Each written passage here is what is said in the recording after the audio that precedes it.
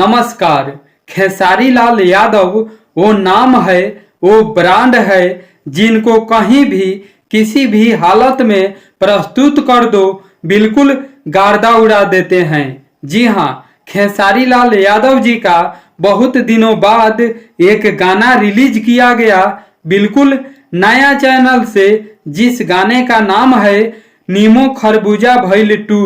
और ये गाना यूट्यूब पर रिलीज होते ही धमाल मचा दिया, गर्दा उड़ा दिया। मात्र 13 घंटे में 3 मिलियन से भी ज्यादा व्यू इस गाने को मिल चुका है।